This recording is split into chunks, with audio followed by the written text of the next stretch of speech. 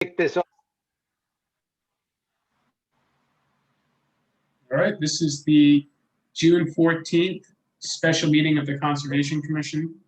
I'm Bruce Lofgren from the Office of Planning and Development Services. I'll be staffing the meeting. The chair of the meeting is Larry Dunn. The vice chair is Greg Rafferty. And with that, I should say that anyone in the public, although we have no attendees right now that would like to speak, they can do so by raising their virtual hand. And we will call on you during the public communications of the agenda. With that, Larry, I guess you can take the roll and we can. All right, Larry Dunn, chair. Michelle, Michelle Fitzpatrick, secretary. Karen, Karen Scapino, member. Ray, Ray Rafferty, vice chair. Ann, Ann Schmidt, member. and that is all in attendance. Two other folks are on vacation. I guess both are, well, on the road. I'll put it that way.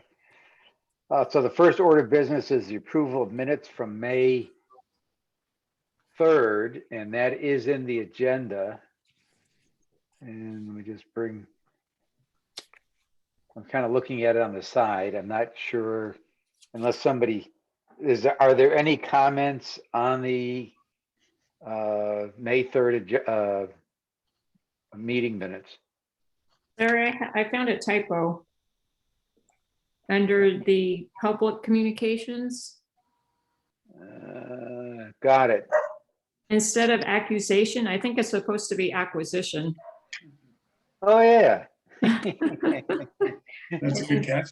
Liz would probably like that. Or there might be an accusation fund. You never know. All I right. think that's the only thing I saw. Oh, wait a second. Let's see. Oh, yeah. And in section 4.5, Long Island Sound Futures Fund, in the third paragraph, I think it should say in the middle sentence there, the commission voted to endorse an application, not end. Or the application. The application. As I recall, that's what we did. Yes. Yeah. All right. So and to thee. Got that, Bruce? I have that. Thank you. Okay. That's it. All right. Well, thank you. You're welcome. I move that we approve the minutes as amended. I second it. All in favor? Raise your hand. So, okay, it is a 1, 2, 3, 4, 5 in the affirmative. And I guess the people that aren't here, right? They're not abstaining. All right, so let me go to the next item of business. Public communications, but we don't have any public. So I guess that was quick. The next item is and we're getting into the open space plan. And I do have, let me share this. Share screen. Wrong one, hold on. What the heck? Why isn't that? Oh, there it is. Okay. So let's see, I think I need to make that bigger, don't I? Yeah, just a little bit. There we go. All right, so my thought was that at some point we need to kind of provide an update on what's going on. You know, and when we get, I was thinking when we get through the batch of plans. So this is the status from Tom, and there was 41 parcels that got sorted to these. You can see the ones that were approved. You know, at the April-May meeting, I was hoping to do a couple in June. And the intent would be as we get through this, you know, is it, I'm asking this as a question, is it appropriate to provide an update on where what we've done? And there's a few things, obviously. We've completed the plan, we've got the website up and running, we're tracking our actions. The parcel analysis has been done, 490 parcels. The legal space, the status has been completed. What we do on those is a different question. The 41 was greater than 3 acres, combine it to 15. And the intent would be to have the stewardship plans completed by the time we provide a status update. And then the other thing is we're working on how to change the status to a protected open space on those parcels that have been identified above, and create the legal process, or work with the town, obviously, to create the legal process to change those, probably in one fell swoop.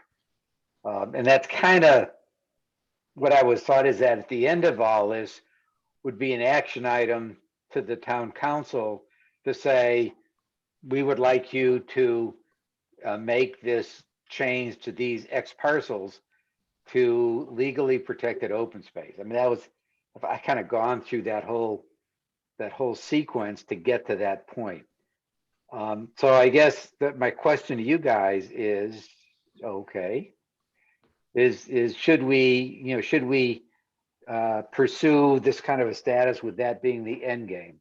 Michelle, you had your hand up? Yeah, so my question to Michelle Fitzpatrick, my question is, who was your intended audience for this status update, Larry? Who we looking at updating? Is that the town council? Is it? Yeah, town Who is council. this? Okay, Town council. this would be basically asking to be on their agenda to give them the status of where we are with stuff, right? Is that the idea? Yeah, and I would expect that by the time we get through with everything, it might be third quarter, something. Well, obviously. Right, yeah. So we should decide at what point we want to give the status, right? So Right. I think that's kind of what was embedded in here. Basically, when we finish approving these management plans, then there are other stuff we have to do. So at what point are we done enough for a status versus having incomplete stuff, I guess? Well, yes, that's the question. I was kind of thinking that we've identified which ones we want to say, we want you to change these to protected status. Here's the process. That's a specific ask on the agenda, and then they can vote on it. Okay. I mean, that was kind of what I was I thinking. think it's a great plan. Mhm. Other comments? Ray? One comment I have is, in working through the parcels list, that some of it we're going to review tonight, it came up a particular town-owned property right on the Mystic River that would fit in, I think, maybe well with this process. But I think it's less than 5 acres, or maybe even 3 acres. Well, our cutoff for this one was 3. Right. 3 or So- greater. Saying it's less than 3 acres? Yep. I'm not sure. I was just thinking about it tonight as we're coming online here. So I don't know if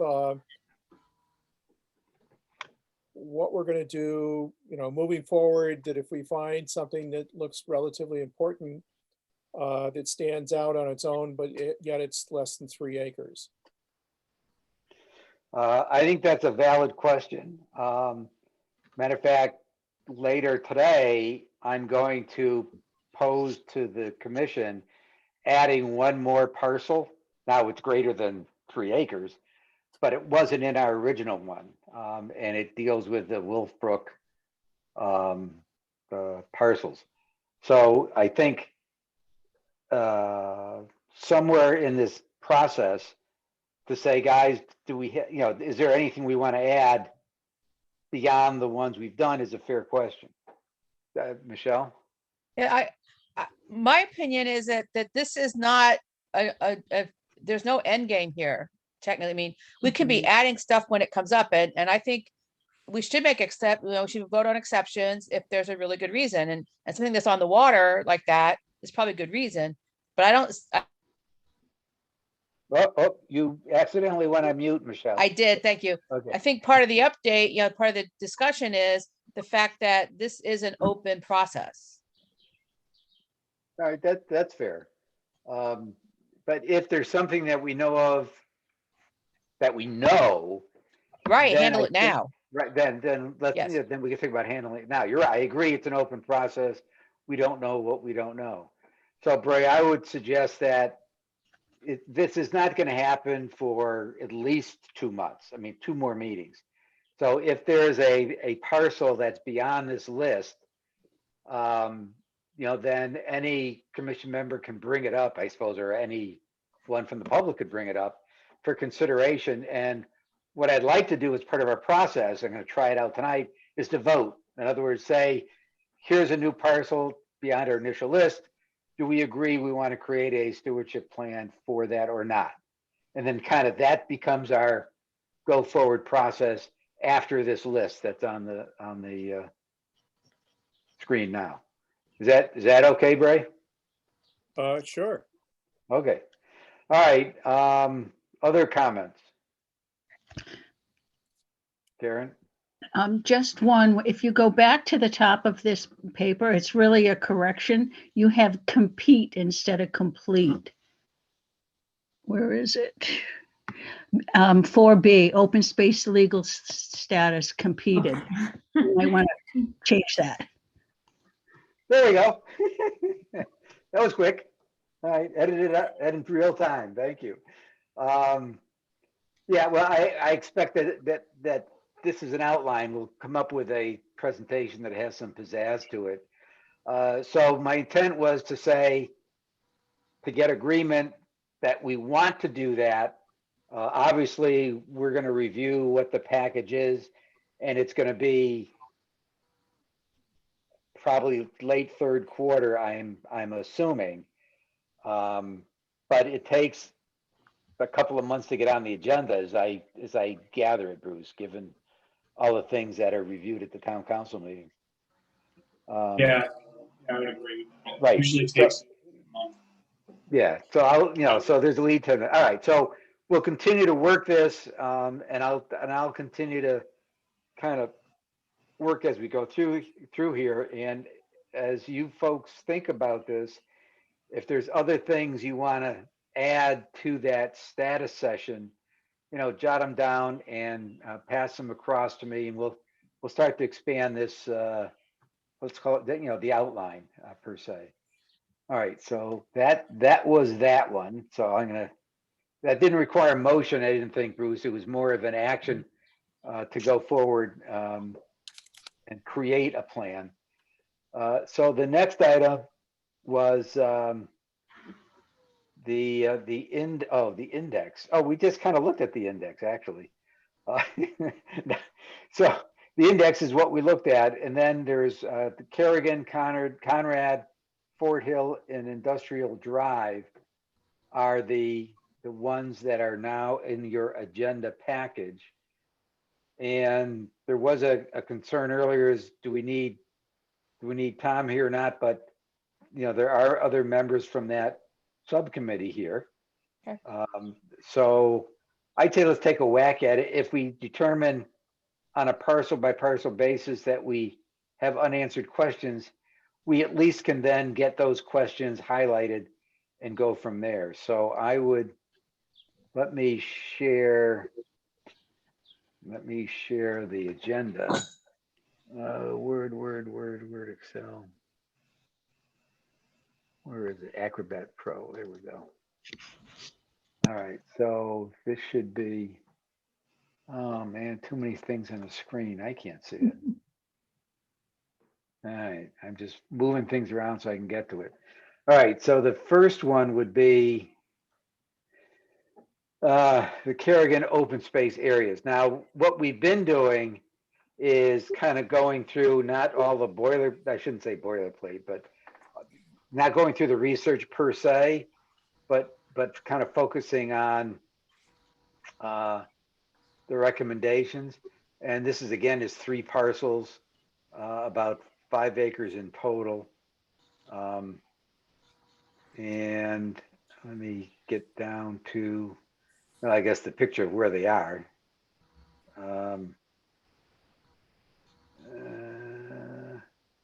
I think this was pretty straightforward.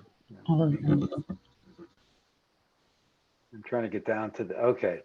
So what we typically doing is going to section 4 in terms of management recommendations.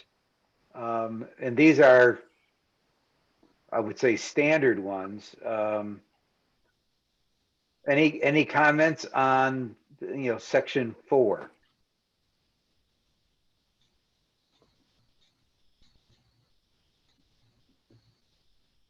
Well, I guess I'll enter, yep. Oh, Larry, I just had a note next to it for the signage to include no dumping, and then in parentheses, protection of watershed. But I guess that's kind of implied in the 10-year management timeline. The last one says survey area for Right. signage needs. Yep, Um, that's in here. Yeah. So I think it's covered. Okay. All right, I'll entertain a motion. Oop, Ray, for, Just one comment to follow up on Dan. This is, I think, one of the few parcels that I've read that actually had a walkway, a trail cement walkway that I haven't had an opportunity to investigate, but it seems as though we're filling in, and that seems like something that needs to be opened back up again. But all of these things would be, that's not going to change. I don't have anything to change verbally on what's before us tonight, but I think it's going forward, there's a variety of different things on a management timeframe to take a look at each individual property. right, the specific details, in other words, of, yeah. Yeah, I'd call them kind of project details versus, this is, yeah, I view these as open as a general plan, not the project plan to actually execute, section 4. So I think it's a valid point, but yeah, I didn't want, yeah, you're right. How much detail do we want in each one of these plans? Right. Yeah. And signage is something that is something to be addressed in the future, because there's a variety of, the state has signage, the town has, Parks and Rec has signage and so forth. What do we want? So all future management issues. All right, fair enough. Michelle, you had your hand up? I was going to move that we approve the plan as presented. All right, is seconded. Karen seconded. All in, any discussion or further discussion? If not, all in favor with your hand, where's my hand? There's my hand. All right, that's the unanimous approval on that plan. Now the Conrad open space. Now this is, again, combined a couple of parcels. And, I mean, it's a decent evaluation, so it's here. It's not a huge spot. But as you can see, there's a lot of wetlands and open water there. So going down to section 4, again, it's pretty standard comment. So there's nothing, there was nothing unusual or unique versus some of the other ones we've looked at, in the past. Any discussions, Bray? Yes. Discussion on this one is Tom has in his evaluation under section 5 downplayed the importance of the vernal pools and the wetlands that are on the property. And I say this, that over the years, when the town has acquired open space through subdivisions, oftentimes we're given the properties that they couldn't build on. In this case, there was the wet area in the middle of the property. And we were very pleased to be able to set those aside because it was a higher level of protection of those wetlands than if it was in somebody's left on somebody's property or in his backyard, for instance. Who knows that, what sorts of activities might go on to inhibit that wetland. So in his evaluation for this particular property, natural wood saline wetland, supporting the town's sequestration bank, carbon sequestration. But the primary goal, I think, is also to be included in there is the standing wetland, the vernal pools. That needs to be also raised as much as the carbon bank. All right, so what you're suggesting is to, I guess, add that the protection of the vernal pools into section 5 as a key objective Yes. here. All right, so noted. Other comments? I agree with that. So I kind of see a lot of head nodding on that. Mhm. I guess then the motion would be accept as is with the suggested changes from Bray. Do I have a motion for that? I'll Michelle? move, so moved. Second? Karen seconded. All in favor? All right, well, we're zipping through these. All right, thank you. Now, since Tom isn't here, in terms of the subcommittee, which I guess you can't see me staring at you, but I guess we have a couple choices. Either the subcommittee take it up, or I can just tell Tom and I guess him add it in. Any preference there? I could, as part of the subcommittee, I could take my request as a separate email to Tom in the near future on this one. It's a good idea. Yeah, I just want to, we got to capture it, and then the I guess version control, Tom's kind of been doing that, which is why I was just suggesting we need to get it back to Tom. All right, so Bray to update Tom on the change. All right, so we have one as is, we have one with changes. And now we'll go to number, the Fort Hill open space. 5.5 acres. All looks the same from these. Yeah. This kind of got this a lack of leaves, I guess. When they were all did it, they did it during the off season, I guess. So there's not a lot. I'm just looking. It is a lot right along that creek there, so there is that. And if I go down to a few more items on this one, and I guess the major difference is looking at a water crossing from an access point of view as a suggestion, and a survey, which is something that a lot of the other ones didn't have. So this is a bit more of an extensive set of recommendations and plans. So I will open it up for comments on this one.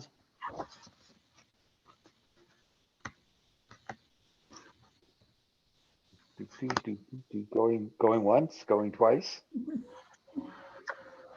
Actually, I just have, oh, You were both at identical times, so I mean, it was like coordinated. So Michelle, we'll go with you this time, right?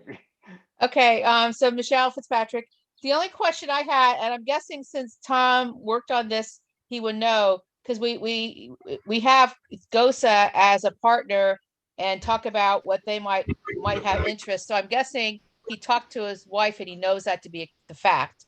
But I just wanted to make sure that GOSA is on board with what we're saying about them.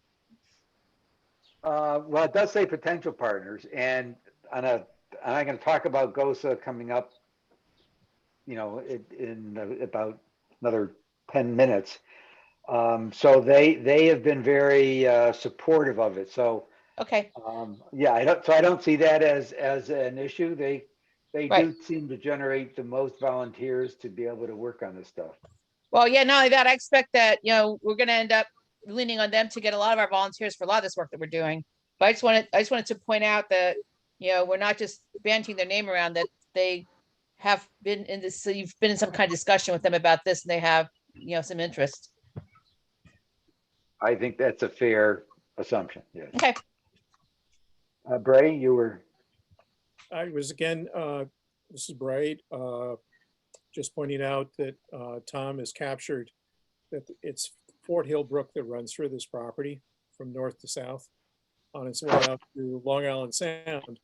And by the town capturing the boundaries of that brook, are better able, again, to protect hopefully the runoff and maintain the vegetation along the bank of the river, of the brook rather, so that it enhances the water quality that flows into the brook on its way out the door.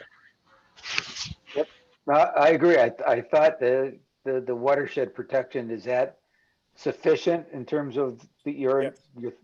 Yes. Okay, all right. So that one did have that in there. All right. I guess I'm looking for a motion. Motion to accept?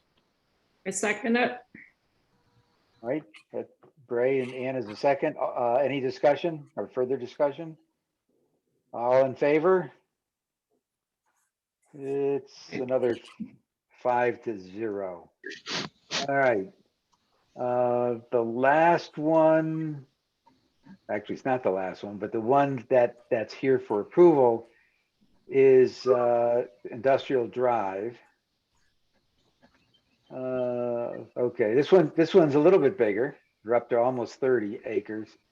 And it's that strange line along the Amtrak. Let's see, let me get, so if you guys if this is the back end of Haley Farms there. So if you've walked through there, I mean, although not lately, I mean, it has been, in the past, they've been dumping there, but that access road was closed off and I haven't seen any new things there. There are some rusted elements, but I haven't seen any new things dumped there. I'm sorry, that's what I'm just saying. Here's Haley Farms and it's kind of on the back of that. Although I have noticed that there was somebody living in a tree right by that water body. That's another story entirely. He had a chair up in the tree. Okay, anyway, little side information. All right. I haven't seen that since the pandemic started though, so I will say that. Okay, recommendations. Again, a little different. This has the one that's, I think, added is the connection in terms of the beltway, the green belt, and excuse me, a lot more here. I mean, the cleanup was some of, like I said, the old rusty stuff that was there. So a little bit more comprehensive plan. Again, it's right by, I mean, as Ray points out, it's right in that, by that water that goes through there, and it does connect directly to the sound, to the We get, let me take a look. We have somebody should go on mute there. All right, so comments. Outside. Yeah, Michelle? Okay, so the first thing is, in the last bullet under 4, you just need a parentheses at the end of it. That's a minor comment. You see our, right below Oh, right parentheses? there. Oh, Yeah. yep. The other comment, which isn't necessarily about this plan, but just kind of a big picture, is that all of this stuff is listed as 2022. And at some point, we're going to have to probably prioritize, because I don't, with every one of these plans has all of their things to be done in 2022. I'm not sure it's going to happen. Yeah, no, that's a fair point. So later. So I mean, we don't want to try to change any of these now, but once these are all approved, probably the next thing on the list is going to be looking at the big picture of all the actions and coming up with a plan to figure out what to do first and whatever. So that's a good point. So somewhere back to, I'm going back to the that first document I showed you. Yes. So one of the things, let me add to that, and I'll do this, would be we want to have a stewardship execution plan. Right.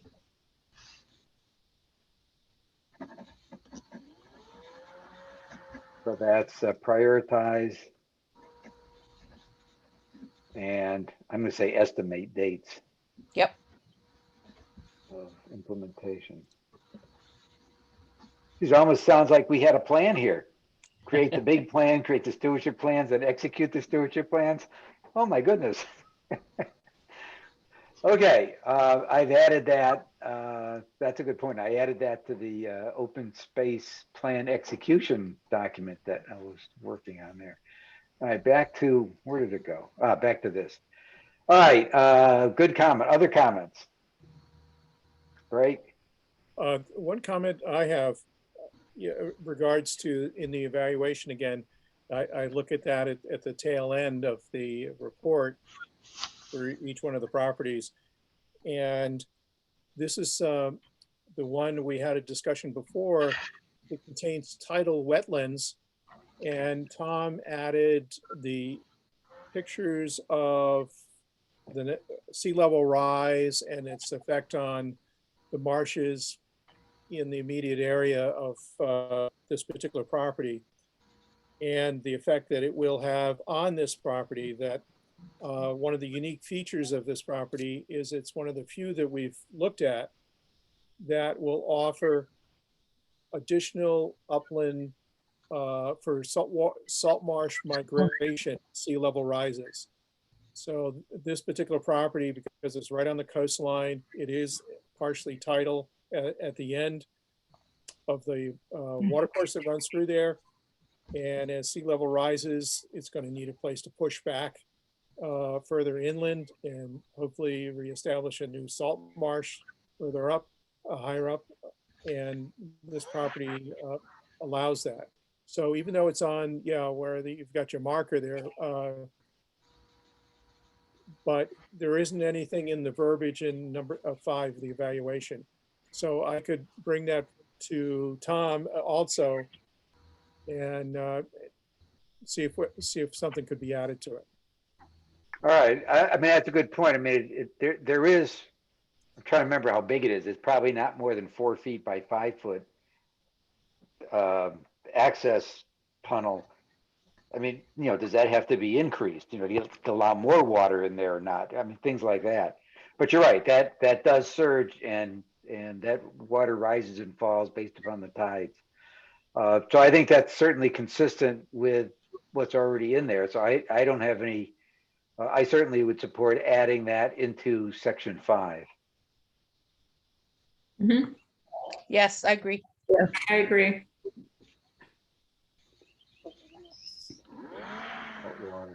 All right, other comments?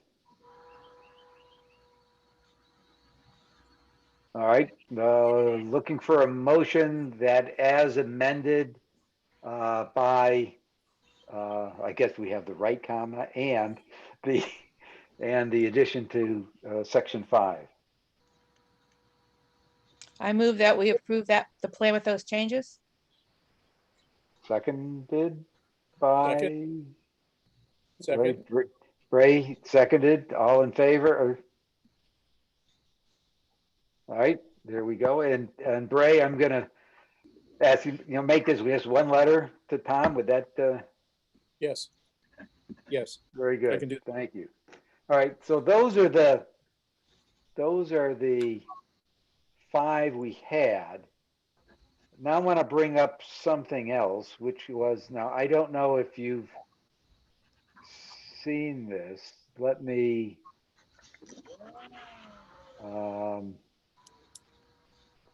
on, let me share the agenda from the last town meeting. I think that's it. And at the last town meeting, it's interesting that this was, I guess, the Monday we were supposed to have our meeting, and then this was the next day.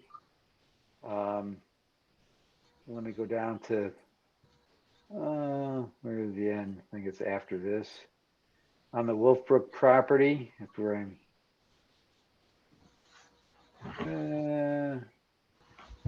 It's after community safety. Here we go. Nope, that wasn't after short-term rentals. Where the hell was it? Did I? There we go. All right. This is the 161 acre one, and we chatted about this on and off. And I think the last thing was it's being worked. So this is I guess a 4-way contribution. This was a grant for $352,000. The town of Groton to add $220,000. Groton Open Space is going to contribute $210,000. And that left a couple $100,000 left, which we were looking at, or the thought was to do a fundraising, but there's additional grants being pursued by the town that might go a long way to cover that. I guess net is the town council unanimously approved this. So I want to repeat that. It was unanimous. So there was Wow. I think that's a significant, that was a significant decision. I think it's, Bray can correct me on this. I think it's the first acquisition in like 10 years of any, not taking over for like for taxes. I meant, literally a pay for. Oh, you're on mute, Bray. Sorry. The last acquisition by the town for open space was Sparkle Lake, the Christmas tree farm on Thomas Road over by the border of the city of Groton, over by the airport. And the town hasn't gone out to buy anything big since then. Yep. So this is a good thing. And as you recall, when we did because a lot of the vernal pools and historic, I mean, it had a very high evaluation from us. So that's the good stuff. Now, the follow-up to this, and there's a few other things, I guess Bruce knows better than me, is that to get through the process, it's got to go through the RTM. It's got, right, there's a few things that need to be done. But I think that's, I don't foresee any issues unless, Bruce, you've heard of something that I haven't. No, I haven't heard of many issues, and the state is really being very flexible with their grant. We really don't have too many deadlines from their end. So, and I haven't really heard any negative comments from anyone on this. But it is a lengthy process going through the RTM and all the meetings that are required to get there. But it seems like it's very positive and it's going in the right direction, and we should know probably by the end of the summer, I would think. All right, Michelle?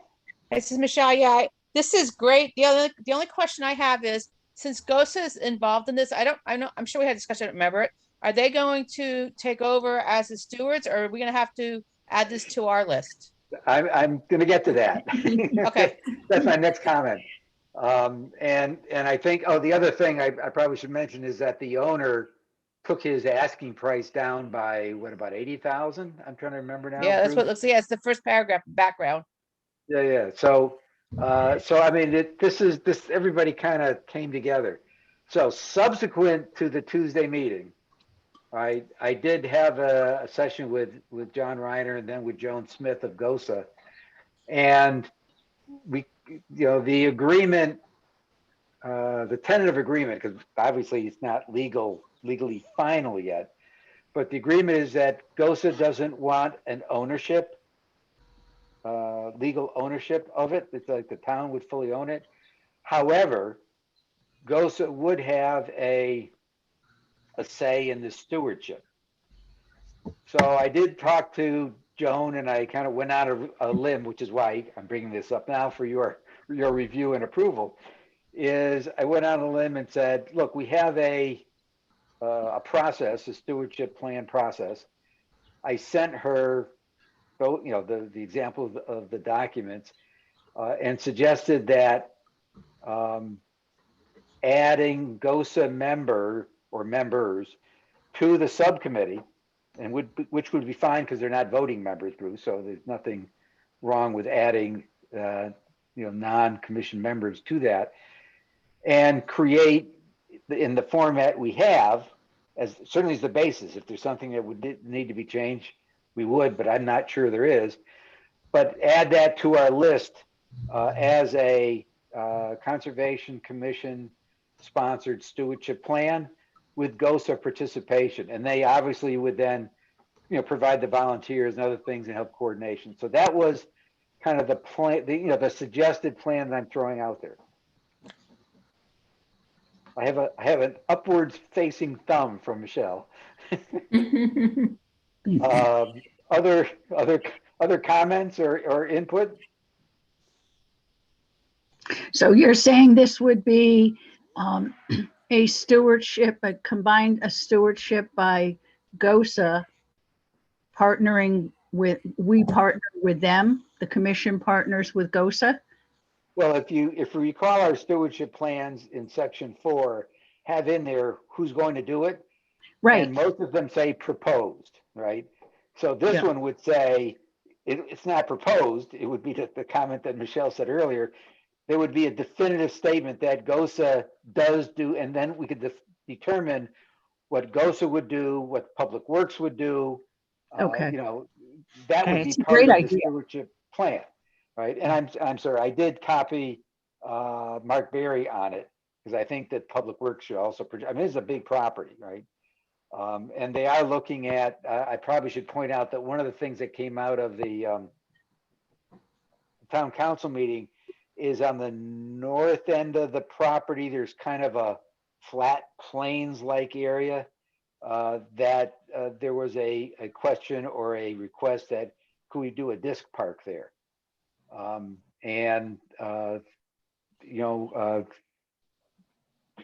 was also on a meeting. We talked about that afterwards. So she believes that there's a good place for something like that. I mean, it would still be natural. We said no fields, and we're not talking about active fields. It would just be a flat field that could be used. People can go run out there, be mowed, I guess is about the only thing that would be done to it.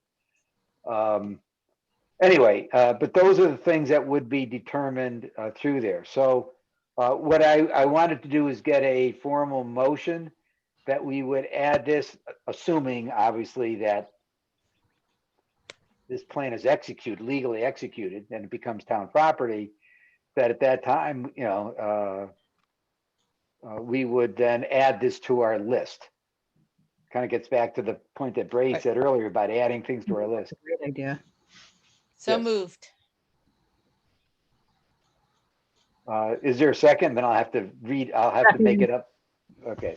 So Bruce, I think the motion would be to add a Wolfbrook property stewardship plan to our workflow as approved by the commission when ownership is transferred to the town. Yes. So that's the motion. Yes. It's been first and seconded. Any other discussion on it? Oh, Bray? This is Bray. One question I have is, because DEP is putting in some sizable money into this, I know that other properties that, like the Merritt Farm, the Tilcon property, I guess it's Candlewood now, that DEP has its hand still in the overall management, but allows the local agency to do the day by day, I guess, management of the trails and so forth. Is DEP going to be in on this one, or is it the state is just handing over the money to the tune of something like 352,000? Yeah. I'll pass it to Bruce. That was my understanding, that there wasn't a specific deep oversight that was in the quid pro quo here. Is that your understanding, Bruce? Yeah, that's my understanding too. I mean, I'm sure there's going to be some language that I'd be surprised if DEP is involved at some point, just to ensure that it's being preserved for the open space purposes and for conservation purposes, really, because that's the way we wrote the grant. But in terms of, I know what you mean, Bray, in terms of the state overseeing those particular properties and the management of them. It's not, from my understanding, it's not to that same level as the other properties you just mentioned. I do think, Bray, that it probably serves us well to then copy them on a completed stewardship plan that would kind of help us, going forward with other submissions and things that, we got our act together. So that's a good question. Other comments? All right, hearing none, I'll call that motion to a vote. All in favor with a show of hands? Oop, there it is. I always get my left and right mixed up on this. Okay, we have a unanimous approval to that. And I expect, given what Bruce said, the end of summer, so this would be something that we could begin some early discussions on it. And so Bray is as I guess the rep of as the vice chair and as the rep of from the subcommittee, is this just kind of gets put into the queue, if you will. And I think partly is how we want to work with GOSA and who Joan wants to identify. And I did say it's not Tom. So it needs to be an independent participant from the GOSA community.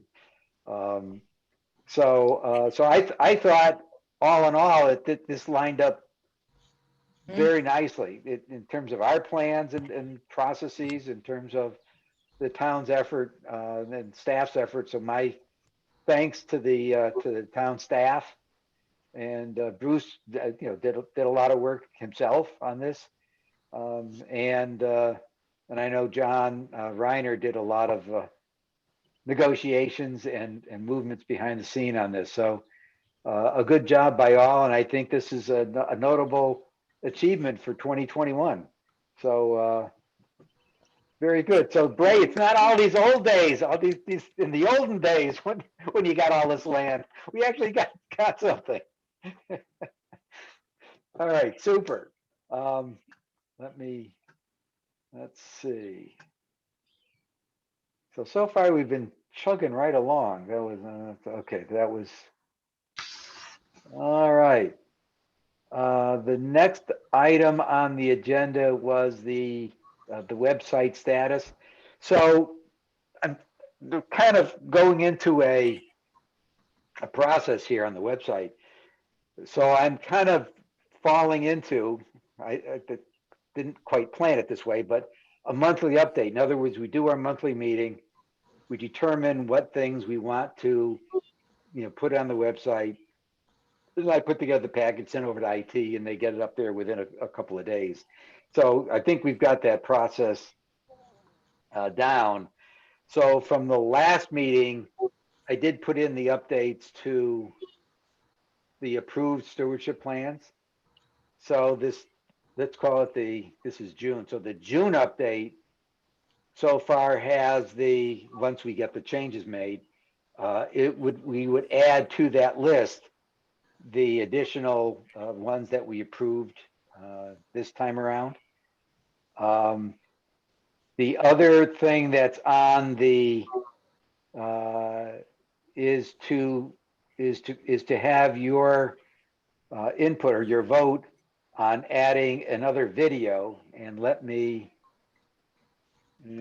see, I have to, if I share screen, I have to share sound, optimize for video clip. Give me 1 second. See if I can do this right. And I did the video clip. No, damn. Let me see if I can share it. Go out and back. Ah, there it is now. All right. So I had to have it up before I went to the share. Okay. So I think you can see he's here in spirit. So hopefully you should be able to hear this. Hi, I'm Tom Olson from the Groton Conservation Commission, and we're here to talk to you a little bit about the Kopp Family Park and our dog walk area. The park is located about 1.5 miles off of I-95 Gold Star Bridge on Route 184, the Gold Star Highway. The park has a good parking lot with a number of open trails. There's a good map right at the beginning here at the parking lot. We have a number of loops. They are all fairly flat, except for the purple area, which we'll go to, which is a little bit more rugged. But the good perimeter walk is what we were originally planning for Connecticut Trails Day. If you can go all the way around the outside. All our trails have the color and the arrows on it, and also the Groton Trail sign. In addition to the standard markers at the corners, the trail is well blazed off the trees markings. We're now at the junction where you leave the green trail and head onto the purple trail. There's a nice sign just coming off the purple trail. It's been nice and rugged and a little hilly, but we're down at the base. Just want to let you know at this point the trail is going to be really flat and very wide for the remainder of the trip here. But we're on the trail. You come to an area which is the Groton Utilities Reservoir. Here's the beaver activity. If we got to the dog areas, there's a small dog area enclosure and also a large dog enclosure. I'd like to thank you for taking the opportunity to come to the town of Groton and to the Kopp family. Hi, I'm Tom Olson from the Groton Conservation. So one of the questions was, should we add that, or should there be some additional editing, or should we make it more expensive, et cetera? So I'm just looking for some feedback. Michelle? Yeah, this is Michelle Fitzpatrick. I think it's great that he did that. The when he transitions from section to section, there's too much overlap. It's almost like you need little like he needs to finish one sentence before he starts the next one. I think they cut too much out of it. And almost every transition was like that. But it's a great edit. Other than that, it's a great video. All right, other comments? I think it was a great start, but I agree with some editing could be done to it to make it smoother. So that it was a little too choppy for me. Yeah. He probably had to do that with the time constraints so maybe. Oh, he doesn't have time constraints with us. I think that was. That's my point. Yeah. So he can add, the verbiage that's needed. All right. I think that's great. It's a great video and it should be up there. All right. I didn't want to give my view first. I happen to agree that it needs to be smoothed a bit. The thing is, we got spoiled with that very first video, which was Yeah, we did. It was pretty professionally done. But so I will take that one on and get back with Tom and see if he can take the source material and clean that up a little bit. So I won't be adding that to the June release, if you will, of the webpage. All right, I appreciate your frank input. And moving on, oh, Yukon. All right, let's see, where is PowerPoint? There she be. Let me do another share. Okay, now, hold on. All right, is that visible? Yes. Yes. Okay, so I guess the lead into this is that the project was completed, and this is an extract from the presentation that the students made to the professor that I was also a participant in, if you will. And as you recall, Michelle aided me in writing an abstract, given her academia background. And so I put in there a variety of potential, I guess, project goals. So you'll see the three that I would claim that they executed was to, look at the review of the underlying data, determining if something, should be added in terms of the criteria, and improve the usability of the models. Now they did some, hold on, let me see if there we go. So this is now there, that was my intro to try and bring you up. So this was, from the rest of the charts are from their presentation. So you can see that it says kind of the what I just said in terms of what their objectives were. And you'll notice this was from the aforementioned model that we had put together. All right, now what they did is JMP is a program of SAP, for those of you that know statistical analysis and other programs. I got that thing on silent and it.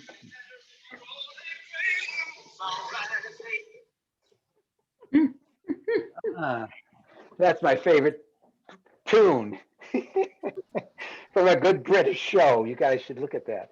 Anyway, so they looked at and kind of reviewed the Excel spreadsheets, the underlying macros and other things that was in there. They then extracted and loaded the data into this JMP, which is really just a data analysis tool to look at the fact that did everything make sense. So in other words, it was a validation that the model works as designed, I guess. That I didn't get to the underlying data yet. So that was one of the things they did. So it's always nice to say that was done. They redid the model. Oh, I just had a thought that I didn't put I hadn't put the model. I'm going to ask you guys this later. So they did redo the spreadsheet and made some changes to it. So if they inverted it. As you recall, as I had a tab for each of the major categories, and then there was a series of things which were the use codes. They kind of flipped it and had the use codes as the tabs, and the various elements of the calculation as a single one. So I mean, so it made it easier to follow, and they provided and simplified it. So I think I shouldn't say casual, but but somebody that wanted to look at it says, well, what are you actually doing? It did make it easier to review and or use. So I would say that that was an improvement. I guess I won't go through all this, but they did, this is kind of what I said, you put the inputs over here and, you know, it's not, they didn't change anything. And let's see. And you probably aren't all that interested in the underlying data analysis that they did in terms of trying to make it work. But it did give me some level of confidence, because I will tell you, for about, this is what, been around for a couple of years now, is every time I kind of went through it, I went, oh, I found an error. And then I went and fixed it. So this is kind of after the 2 years. And so they didn't tell me they found any errors. So I feel pretty good that I finally got them all out after going through that. So that was a good thing. They did some regression analysis and other things of what's important, not important, which quite frankly didn't help me all that much, because as Ray knows, the most important thing was the riparian and wetlands, and that kind of totally drove everything else. You know, if you look at how the model is, so there wasn't really a big surprise with their analysis on it. Just by using it, that's kind of what came out. Now that's on the open space part. When you look at the development part, which is, how many school kids, the number of the density of the parcel for the development option, that's a little different. And that sensitivity analysis is less obvious, but there are a couple of drivers. One is obviously the assessed value of the property. And the other one is certainly the density, how many, the square footage of the property size, and the number of kids that, that would be there per housing unit. I mean, that's my own sensitivity analysis, just to let you know there. And that's reasonably consistent with what I've seen elsewhere. So the visualization, so their summary chart is sort of the same, a little bit different. And so that's now there.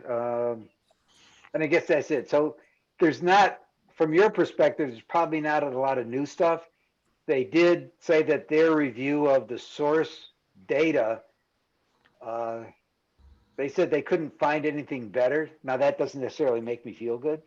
Because you got a bunch of seniors in college going, well, I looked around, I didn't find anything. But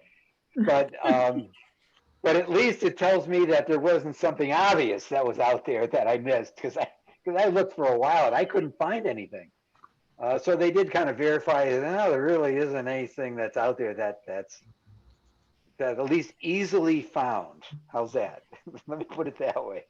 So that made me feel a little better, although I would have been surprised that my searching was not up to par if they found something. So bottom line is that the model was validated by an independent party. It's been updated. It didn't change the user manual, because we didn't change any of the fundamental, because the user manual mainly deals with the input side, right? Not the execution or the model execution side. Now what's out there on the website is the user manual. We didn't publish the model itself. So I guess, let me stop sharing. So I should stop for a second and say, are there any questions on what the kids, I shouldn't say kids, but they're kids to me. What our senior college students did? Yeah, Michelle? Hi, yeah, this is Michelle. I was just wondering, Larry, the changes they made, do you like them? I mean, are you do you feel like they gave some positive improvements for you personally to work with? The answer is yes. I then took their input to me and I did a little tweak back to align the tabs better so that I thought it worked better for us. Okay, I thought that was a little, so the answer was yes. I then tweaked it again. And so now I've got, let's call it it didn't change any of the things they did. I just rearranged, the structure of the tabs on the model, which doesn't change any of how the equations work. So the answer is yes, that it was useful for a number of things. I was also interested in, I guess one of the things that was interesting to me was I think the word is, I don't know if it's eagerness. So I'm looking for Bray and Michelle to help me on from the student feedback. But there was this interest about the ecology, the environment, and open space, and a number. I mean, it was a team of 5, right? So, part of the feedback was, gee, I learned and I really understand better now about why open space is important. perfect. That makes it a great project. Yeah. So that's why that kind of made me feel good. I said, oh, good, they learned something from it. So Yeah, we got a better model. They learned something. They got, guess they got a good grade for it. So that's a win-win-win. Yeah. So that was good. So I did, as a result of that, I did kick off, or did I kick off? I did already ask the professor, which is this OPMI project. I'm trying to now remember now, but it's their creative learning center for projects. They do have it at the graduate level as well as the undergraduate level. So I was thinking of doing a graduate level project, and the question is, gee, what would we ask them to do? This would be something that would start in the fall semester and go for a year, versus this was a 3-month exercise, so it was a more extensive one. Now, my thought was that it should have something to do with with executing the sustainability effort or problem that we have. Not, I mean, we've kind of got open space, I think, under control, right? From everything that we've done.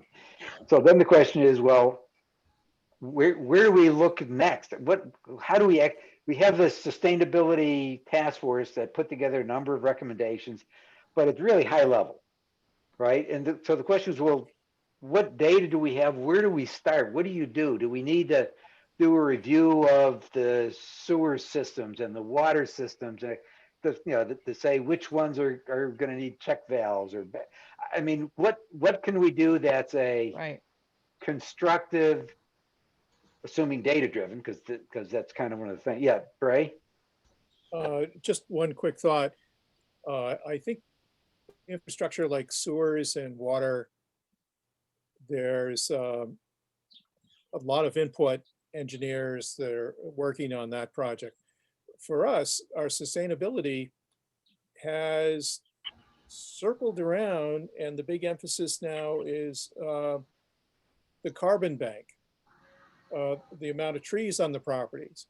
And that if we have any sort of development coming in, any sort of housing proposals on property that is now currently forested or partially forested, how do we maintain that 60% or 70% forest canopy coverage in the town? So if we lose in one place, what do we have to do to gain in another? And as we move ahead, how is it that we can put numbers or maintain, let's say within our own town, how well our canopy is doing? So if suddenly we have an insect infestation on oaks, for instance, and starts wiping out oaks. That's different from somebody coming in with a chainsaw and cutting it down. And how do we then look to the future to say, okay, how do we recover our carbon bank infrastructure? That sort of thing. I don't know if that's can be part of this process. Well, I think it's anything that we would want to propose, right? So that's what I'm kind of throwing this out there to, look for some suggestions on what to do. Michelle? Yeah, the big thing is, especially the graduate level, it's got to have enough substance to be worthy of a graduate project. So it definitely, research, if the carbon issue is probably big enough that they could do a significant amount of graduate level work on it. But the thing is, it needs, we need to make sure, well, they'll figure it out, because you're just giving them an idea, and if it's not good enough, they'll say this doesn't have enough substance. But just, as you're thinking about stuff, it has to be significant amount of work for them to be worth a year-long project for them. So let me explore Bray's point a little bit. So if a project would be identify the canopy today by tree type, the density, I mean, there's a lot of data out there, right?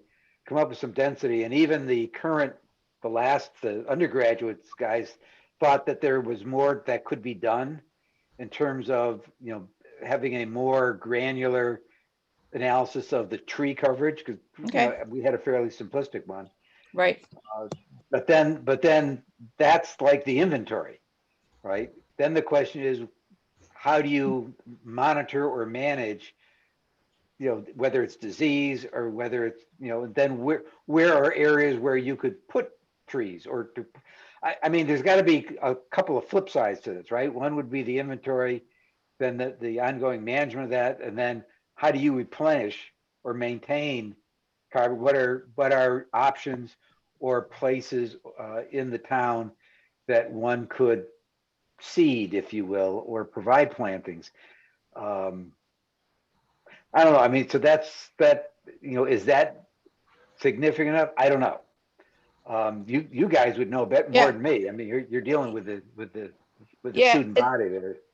It's possible with all of those pieces, when you put all that together, it might be a big enough bite for them.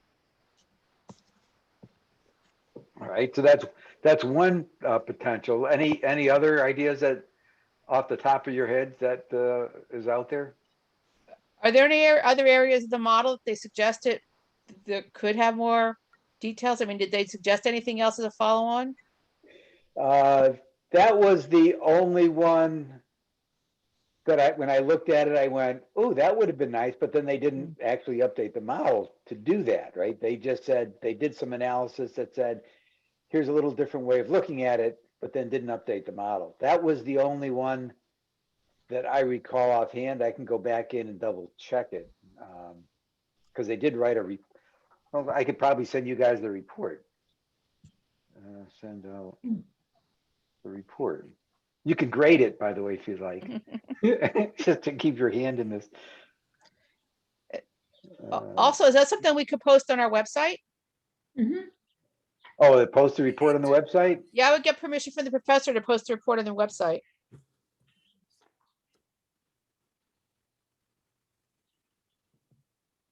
All right, I can do that. So that's me on both those items. I'm sorry, actually forgot to ask you guys a question. So as I said, the user manual's out there, but I don't have the actual model out there. And I think we had this discussion before. They did lock all the individual cells, which was nice of them. Some of the stuff is just churn work, right? So it was nice that they went through and did all that.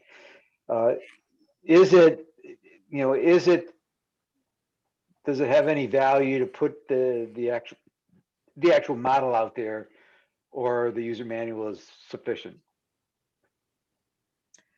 Have you had any requests to have the model put out there? Only one.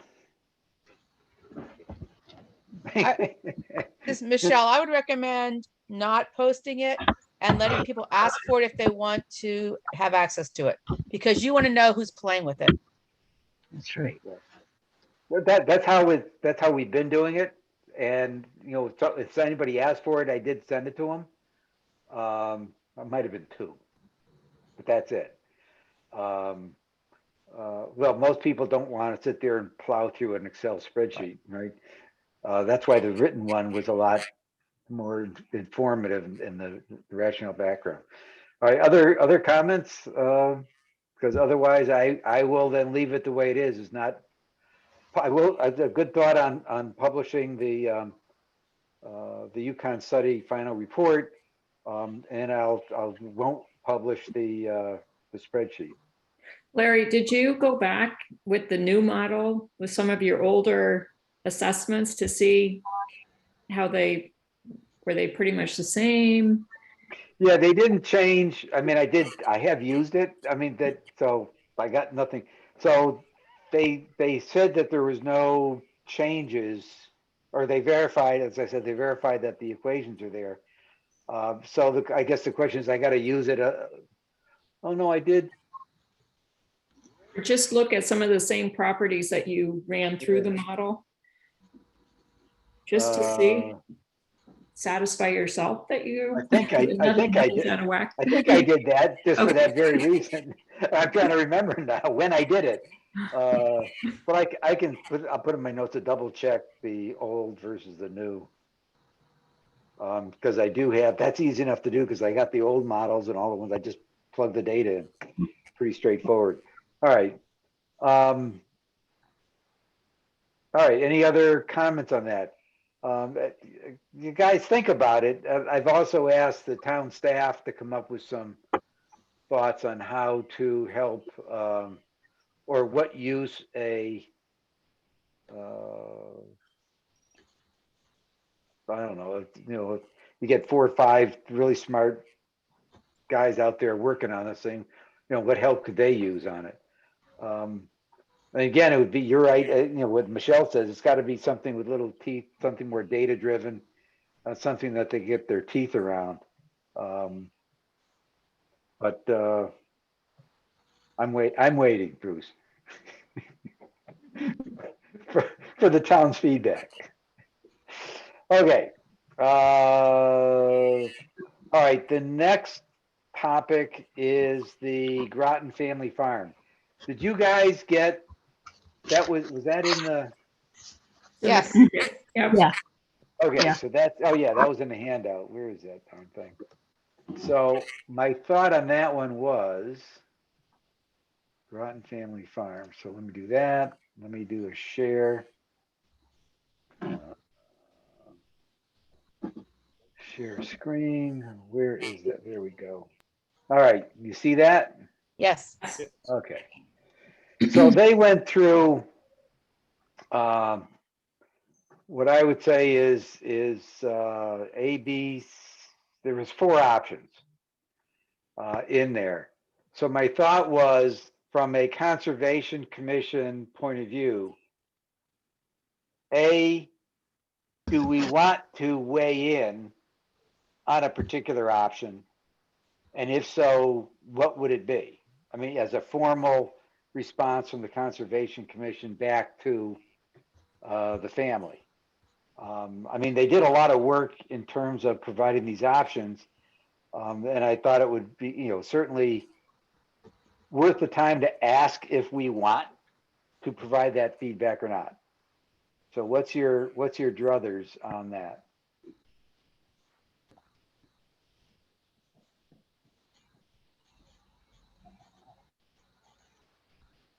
I think we should, this is Bray, I think we should weigh in on this.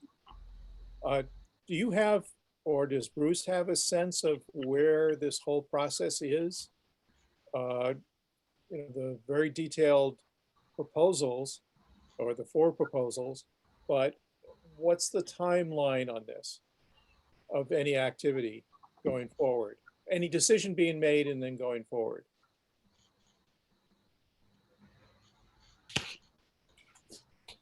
Do you want me to take that, Larry? I mean, I got my view, I'm sure, but go ahead, give your view. I believe, I'm sure you've been following this for a while too, Bray. I think this has kind of been going on for quite some time, at least from since I started in Groton, it seems. I know they had a workshop. I think there's some pictures of the workshop in here. I think that was back in 2018, 2019, and it seems that, the owners want something to be done here. They need to move on. They need to, find a good partner to do a project like this. And I don't think that anyone has really stepped up and, come to the table and they've been able to make an agreement. So I think that's kind of what we're waiting for, is someone who sees the same vision as this family and wants to make this a reality. So it's kind of hard to give a timeline unless town steps in and does something. But I think we're really waiting for the third party to come in and really bring this to reality, because there's a lot of really good ideas here, but it's just we got to find the right person to make it happen. I mean, That's my it's about the economics. I didn't see any of the options that the town. My quick view is Bruce, I didn't think any of the options the town would say, oh my God, you can't do that. I mean, they're all fairly benign, right? And they all left a decent size of open space, or let's call it public space, in I was gonna say downtown Groton, if there is such a one, but let's call it sort of near kind of a downtown Groton area, which would be a good thing. I mean, so I thought they were, they're all, any of those is not bad, but go ahead. Let's see, Karen had her hand up first and then Michelle. Yeah, when I first looked at this, I actually took a ride over. I go by this property all the time, and I thought there was a road right next to it, and didn't realize that there's a mobile home park right next to this property. And as I looked at all four of the options and I read and reread the information, my only question was, I don't know that you'd want to put pocket homes right bordering the mobile park home. I'm not sure that's the wisest option. C and D, I think, don't have those there. If I remember correctly, they have them across the back, I think. But other than that, I thought it's a very creative use of the property for the community. I just have some questions about putting pocket homes where they have them in option A and B. So that was option A. You're right. It's kind of squished to the left. Yeah. Let's see, that's still option. Okay, and option B, it's still kind of there and it's on the perimeter. And option C, it's in the back and we have the public library, so it's somewhat, and that's another farm back there, right? So C and D is from your perspective, and that's D. Really, it doesn't have a lot of housing at all, which, quite frankly, I'm not sure how that can economically close. Right, but so, but C is good. Which from your perspective would kind of bring it back to a C that has some houses, some other things that somebody might make a few bucks on, and still leave a couple of acres of open space, if you will, for the community, in that area. Other comments? This is Michelle. I love option D. I absolutely love option D. And what I like about it, leaves that space so the farm becomes a community garden. You've got a farm. I mean, it leaves it as open space and farming. I mean, there's still, you've got the wildflower garden, you've got the market space. I would prefer not to have houses on that at all, other than the buildings are already there, and have all those other neat things done with it that are community oriented. All right, Bray?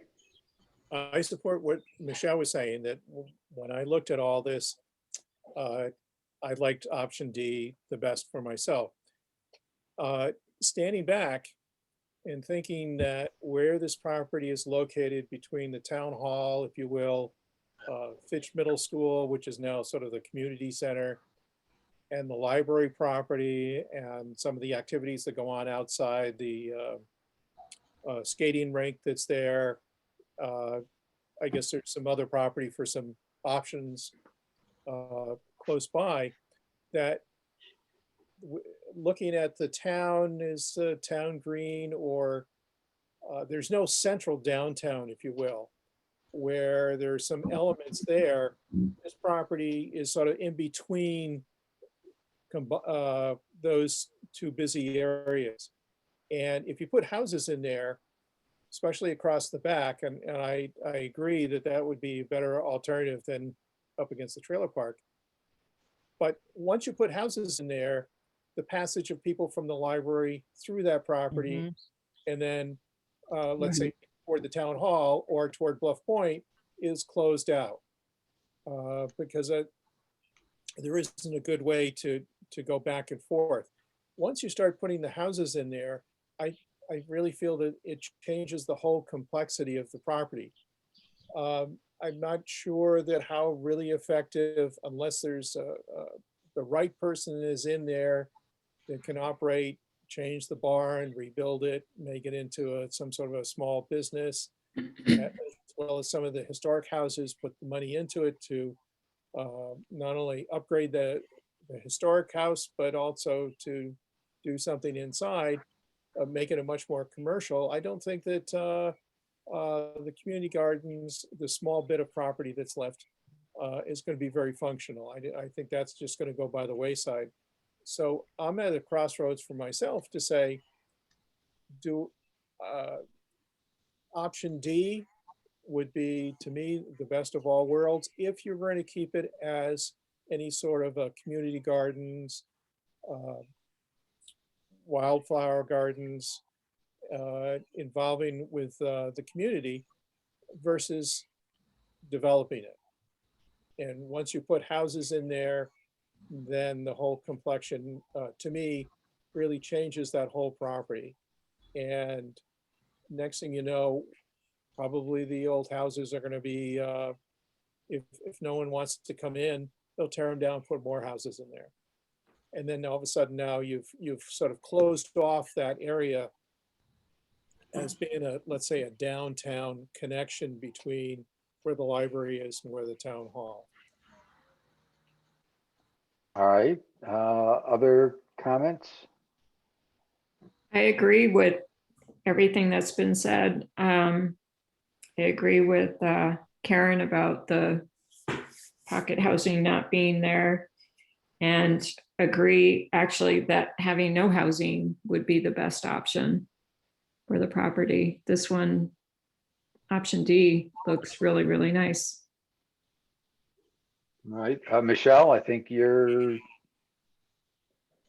So I think the sense, well, the sense, what I heard is that option D is the preferred option.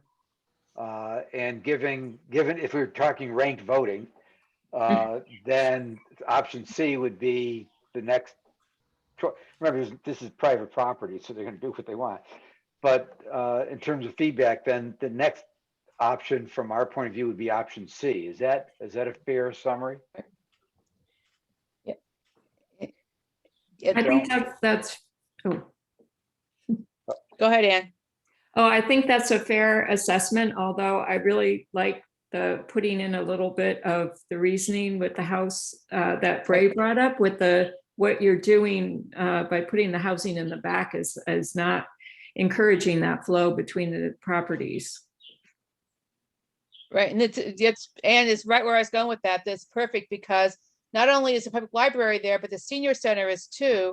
And we've been looking for expand. This would be kind of like the Groton Green. Yeah, and there's another space. So be able to expand more recreational space that's like right next door to the senior center library would be astounding. So I think that would be so valuable for the town to have that recreational space connect it with the others, those other community spaces. And that would be part of the reasoning, I would think. All right, Ray? One other comment would be with option D, leaving it as a farming community, that I think that any effort made to produce crops, perhaps to return to the point where you're producing enough that you can, some of it you can sell to help pay the overhead, that once you start chopping this up with the little pocket homes, making the open space areas much smaller, then it just doesn't become feasible or economical, if you will, of trying to support agricultural based businesses. So in the barn, for instance, you might have make your honey or crops coming off, and people can go in and purchase those from there. So I just want to put another thought on the table that as soon as we get houses going in there, it limits any sort of agricultural program that could generate some sort of funding to put back into it, so it's not a total burden to the town. Jill? This is taking a little bit more, maybe this is maybe too detailed, but I was just thinking, just from my experience, like in high school with my ecology club and my sister now, I mean, these community garden things, this would be perfect to give like the kid that have the high school or the kids in the area have their little plots of gardening to do. You know, there's so much, we need more of that kind of grow your own food type area. So this would be, I think they call it micro farming is another thing that a lot of people do with it. So I think this would be like the perfect way to segue into that kind of a sustainability issue. All right. Anyone would like to volunteer to take a crack at a response to their memo, given the discussion we've had?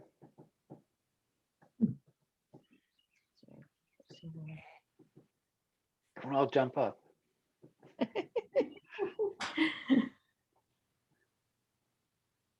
I'm about to go on vacation, so I'm not even going to try to volunteer for anything. But I gave you all my ideas. I'm leaving tomorrow, or I would. Well, it doesn't have to be done right away. I'm trying to remember what it was. And who requested that we look at this, and who would we be sending the comments to? Yeah, I was going to say, what are we? I'm looking to try to figure out what we're responding to. It is, the memo came from, because I signed up for when I was at that review. Yeah. So he blasted it out to us, and basically that was the letter from him, provided all this information, and did Warren Burroughs. Here it is, back in May. So him being Dr. Burroughs, you mean? Yeah. Okay. I would like once again to hear your thoughts and wishes for the very special place center. Da, da, da. So he basically said, "Hey, here's what we've been thinking. Let me know what you think." Right, and it was sent to folks that signed up at that event and provided their email, right? Which I did. So I got it directly to me, and I looked at that and went, "This is interesting." Did you share it with us though? Have we seen that memo, Larry? I believe so. Well, it's everything. It's everything that was there. Oh, the memo. I sent you everything. It's just one paragraph you didn't get. So I will send that. So you sent us something besides what's in the minute? I mean, what's in the package? The only thing is that one is the one leading in.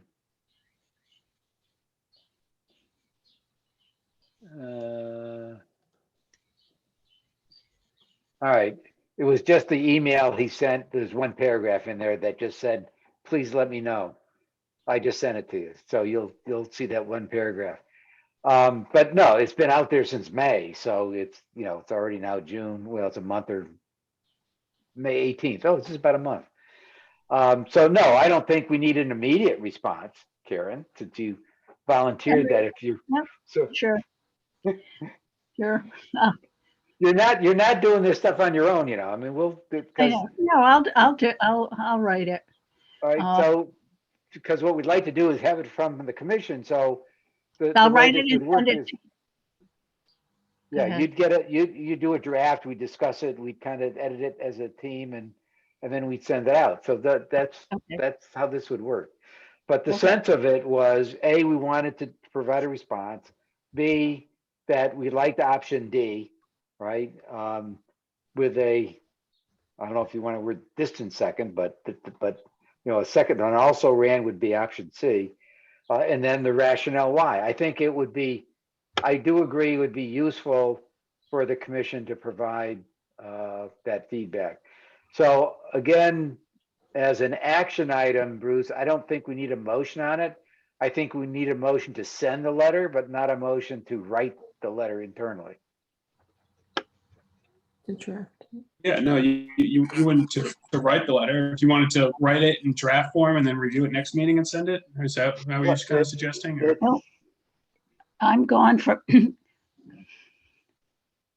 Yes, Karen. I'm gone. I leave tomorrow morning. I'll be back next Tuesday, and I'm also gone July 10th to the 17th. So I don't know if that impacts. I can certainly get the letter. Get the letter done in between that. Well, we're not sure where we're going to be anyway, so Okay. we're not sure Okay. where we're meeting at the next meeting. So Right. that's fine. I mean, if the worst case is that,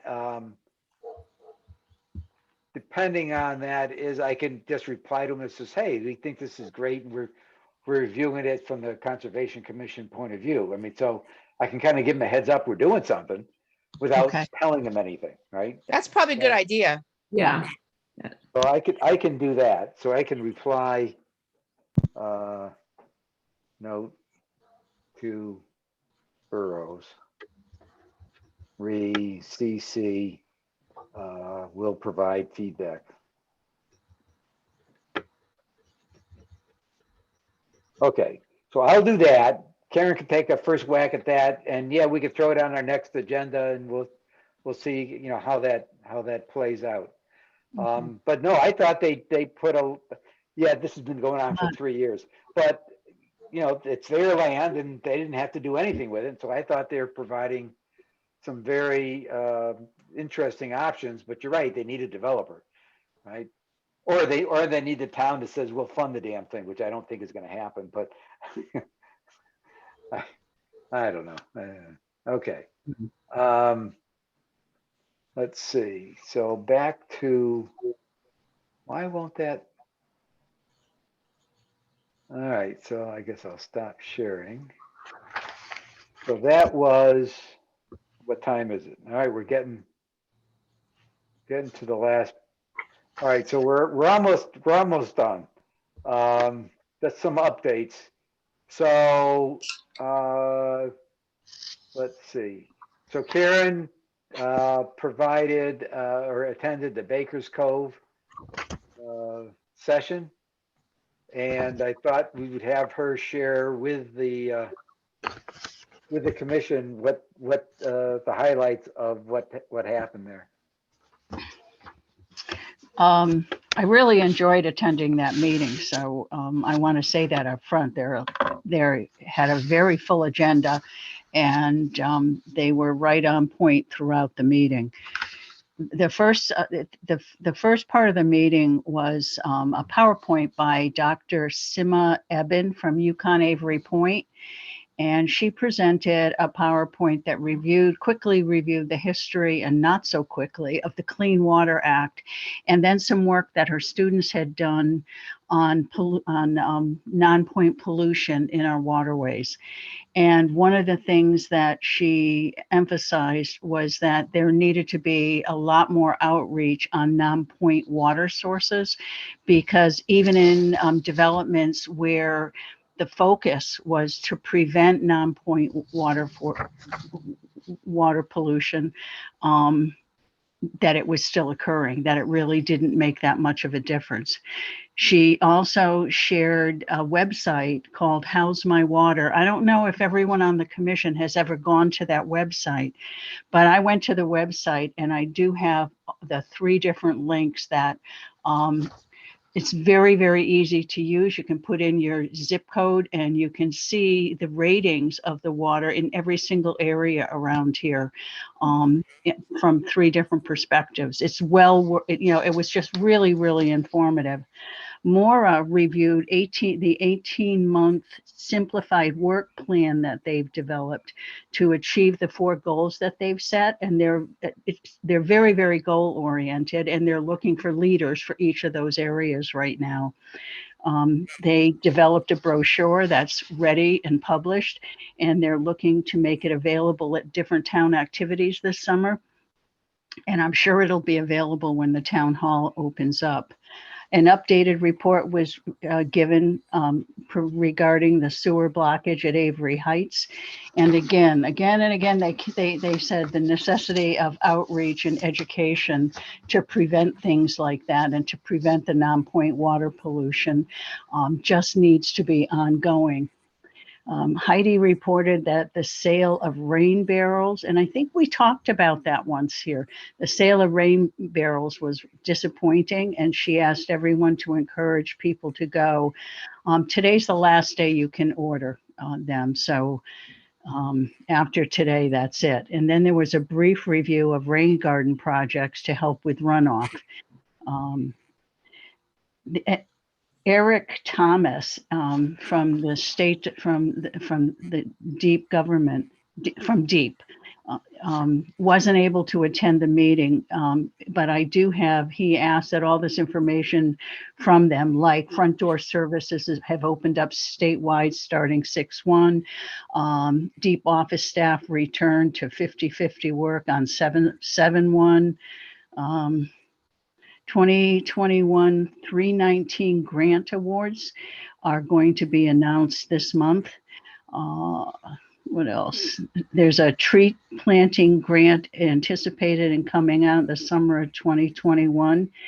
And he felt it would be good for the Groton Baker's Cove people to take a look at that. Let me see. And then there's just a lot of different links, which are on their website. If you wanted to go to their website, all of the links to the things they're working on are right on that site. And then they shared the schedule for the rest of the year. And they also gave a huge round of applause to the Conservation Commission, especially to you, Larry, for your help in getting that cleanup going over there. That's it. I didn't do that much. They felt you did. They felt you did. They were very, very appreciative. Michelle? Hey, so can we add their that website to the minutes that you referenced, Karen? You said go to their website to get all this information. Yep. Can you give that to Bruce to put in the minutes? Absolutely. Yeah, I'll send it to him right now. All right, other questions for Karen? All right, thank you very much, Karen. That part of our, I guess, trying to create this family of conservation community enterprises. So if on our website, we're kind of up to, I think it's 7 or 8 organizations that we're kind of, work with from time to time. And as we get into the execution phase of our stewardship plans, I think that's going to, I guess, our investment in participating with them will be beneficial as we reach out and, ask to do certain things from these guys. So, it's good. I don't know if I'm surprised or not, but there's a lot of community involvement that, in this whole conservation area across the town. A lot of different approaches. I think it's a good thing. And it's helpful to the town. It provides a lot of helping hands to the town and helps reduce our taxes. By the way, I'll throw that in since I'm money minded. Because otherwise, we'd have to be paying somebody to do this stuff, right? or wouldn't get, basically wouldn't get done. Anyway, so thank you for that. Real quick, we had, I think we're running through the last few. Kakiwik, I guess that's coming up. Did anyone, I mean, I kind of looked at it. Did anyone have an interest in participating with Kakiwik this year? I thought that was the fall. What is it? Oh, well, they had the annual conference in the fall, but this was the midterm conference, but I believe it was 2 days ago. Right. It was I think it was on the 12th. I think we just kept it on the agenda because the last week was canceled, so I think it already happened. Yeah, it was between the two. All right, so all right. Well, we'll catch. I mean, I quite honestly, guys, I looked at it and I kind of went. I mean, it didn't seem that relevant to us per se with all the stuff we're doing. So I didn't pursue it myself. That's why I'm just saying if somebody else was interested, that'd be great. So I guess we'll look for their fall one coming up. I think, Karen, did you ask what Kakiwik was? Yes, I did. I was waiting for the opportunity to ask that. Oh, Kakiwik. Connecticut Association of Conservation and Inland Wetland Commissions. Something like that. Something like that, yeah. It really is more for wetlands than for the kind of stuff we do, because a lot of folks have combined conservation and wetlands. We're separate. And they get into a lot of legal issues dealing with wetland protections and lawsuits and that kind of stuff. So it's interesting, but not necessarily totally relevant to what we do. Anyway, yeah, Michelle? So when they have the in-person if they go back to in-person meetings, it's a great opportunity to meet other people, the commissioners from the rest of the state, and have socialize with them and find out how their city or town does stuff or whatever. So yeah, I agree with Larry. The presentations tend to not be as focused on what we would need, although there usually are some. But certainly if they go back to in-person, meeting the people is really cool. No, I would agree. The people that we met there, I mean, there's a lot of folks around, a lot of resources, that's outside of our local community.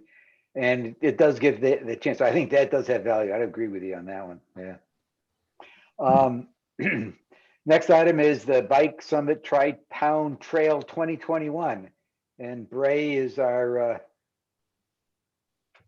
Tri-Town Trail representative. Any update on that? Not at.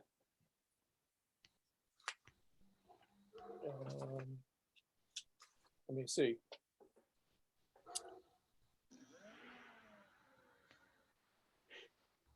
There was a bike pedestrian summit at the end of May, but talking about a variety of different trail issues.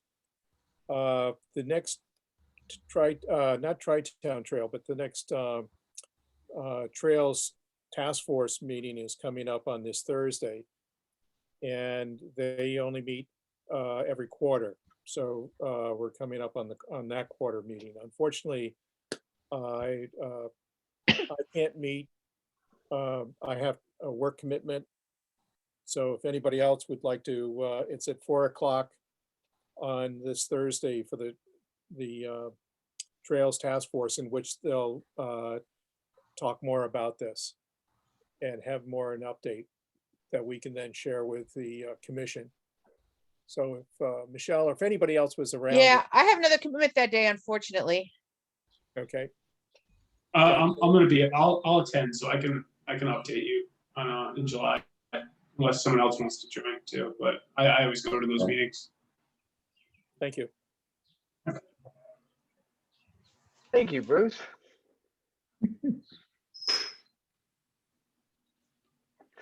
All right.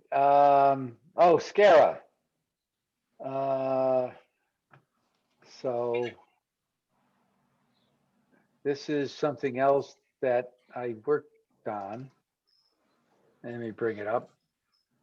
So, and let me share this. Share screen. All right, so as you recall, last year, we went through something about, recommending an area within Groton that could provide a composting facility, if you will. An industrial composting facility. As it turns out that there isn't one that was acceptable from the town's point of view. However, SCARA continued and they are running 3 pilot program. I'm sorry, 2 different things. They're running a pilot program in Stonington to get information on, let's call it specific data on composting per se for an industrial capacity.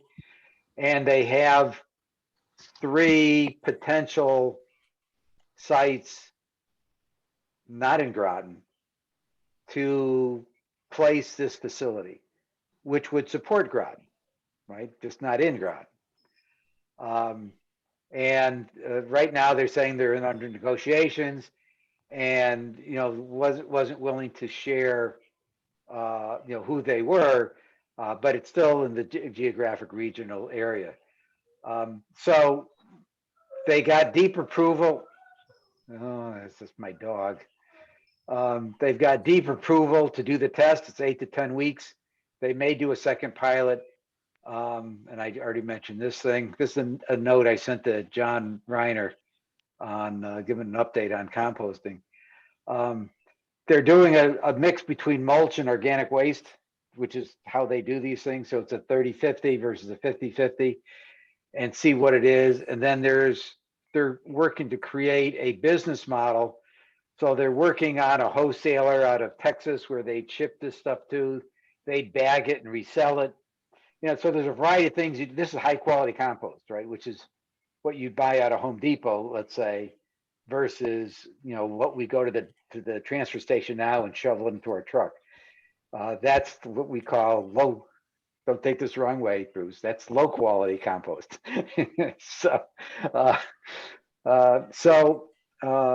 And they are looking, like it says on the screen, they're trying to figure out what the business model is to that.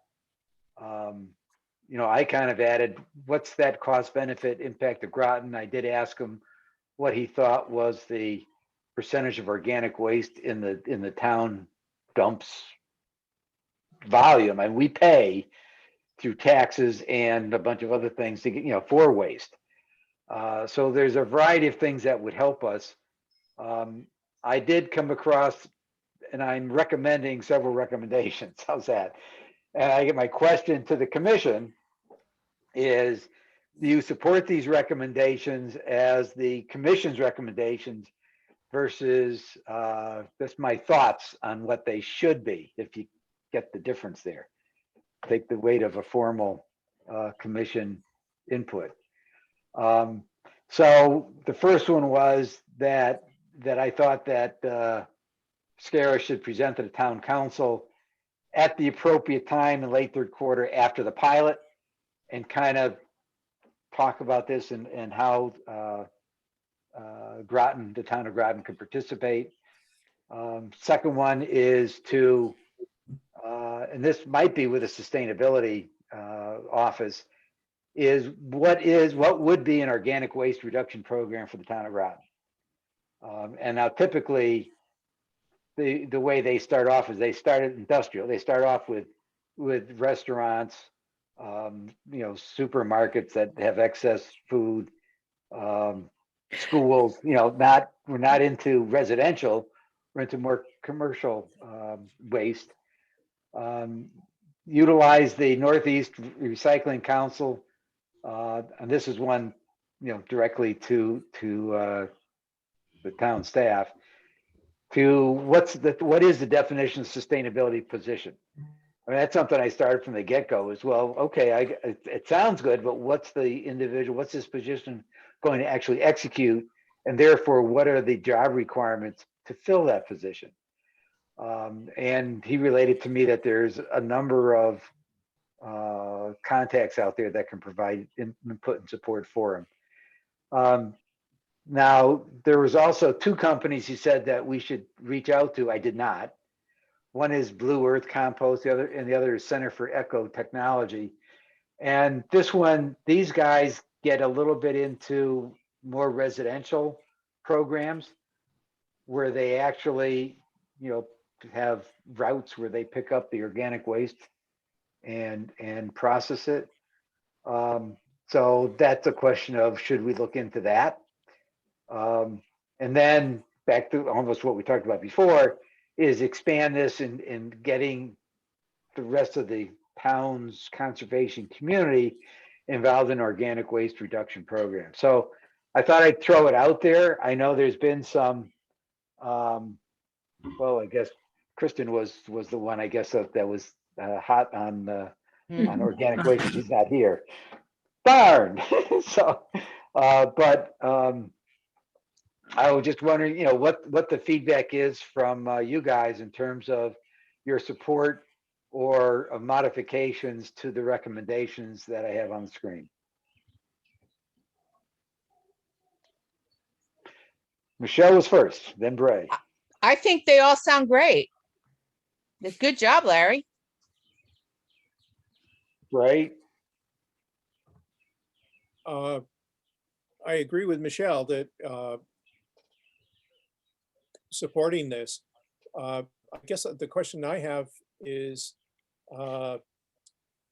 once they start a pilot program to see industrial, how long it takes to generate this, the work that goes into it, at some point, once they work out the bugs, then my guess is then they go to the surrounding towns because of their membership in SCARA to then get local input into supporting and being part of this system.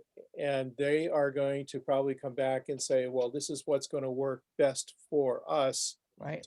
to acquire your organic waste. Correct. So I don't think that at this point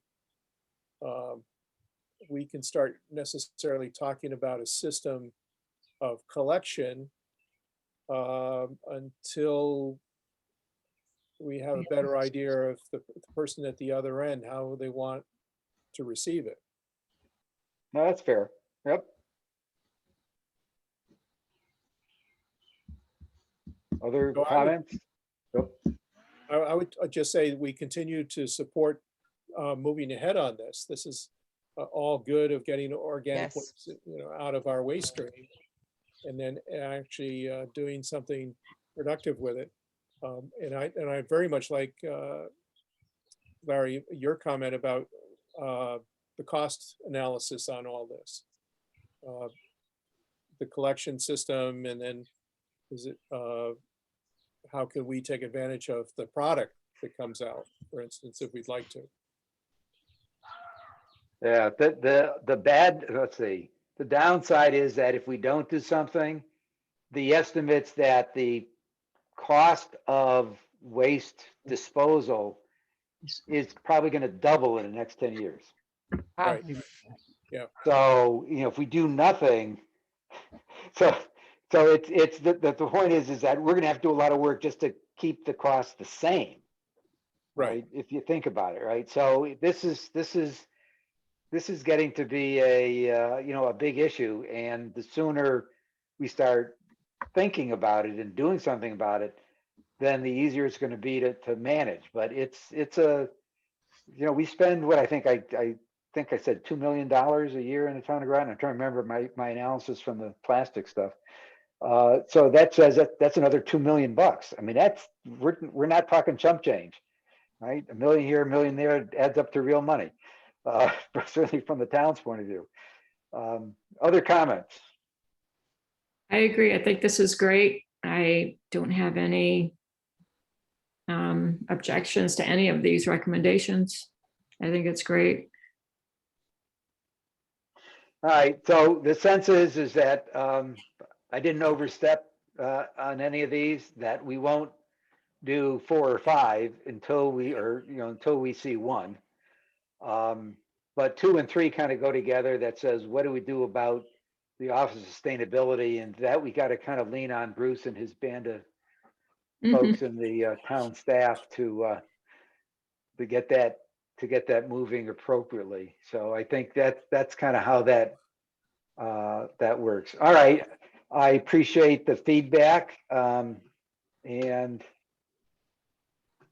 we'll kind of move right along. There's nothing I think that we have to do a motion on there as well.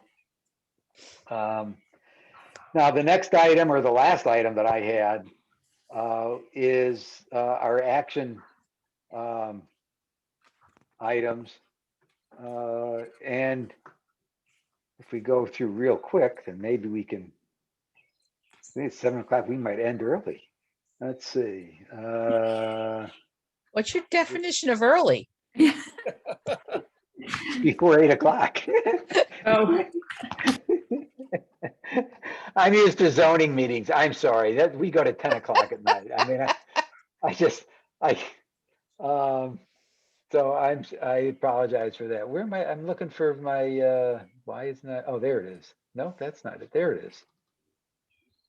All right. I did some sorting. This is I took the ones out that were completed.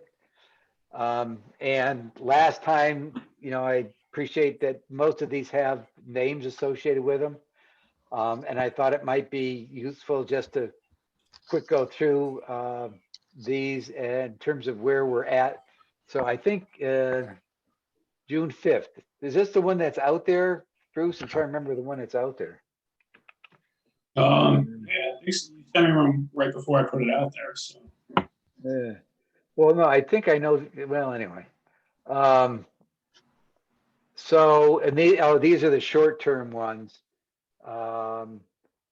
This one is on sustainability, so that one is not a lot there. This is, I'll just go real through quick here. This is kind of a cross-trail item. I guess if I summarize this, Bray, I don't know if you have any update on 721.3.B.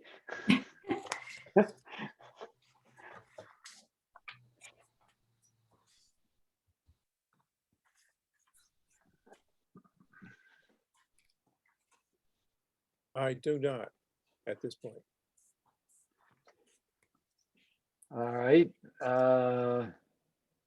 Let's see. 7.2. It says 7.2.1.3.B. Yeah, it deals with the Eastern Greenbelt connection is what that is. Right. Let's see. The NER one is actually later this year. This one is I could say we've completed this one, the Wolfbrook. So that one, I'll put that one green. Let's see. And this one, unfortunately, was due to 10K. That was actually, there was some work on, unfortunately, but then the town did come up with the 220K. So I consider that still a win from a budget point of view. The trick there is to contribute a small amount every year, so you actually have built this up, which is kind of the point for the next, major acquisition. It might be 5-10 years down the pike. Trails booklet. Any update on that, Bray? You recall that one, 7.4.7?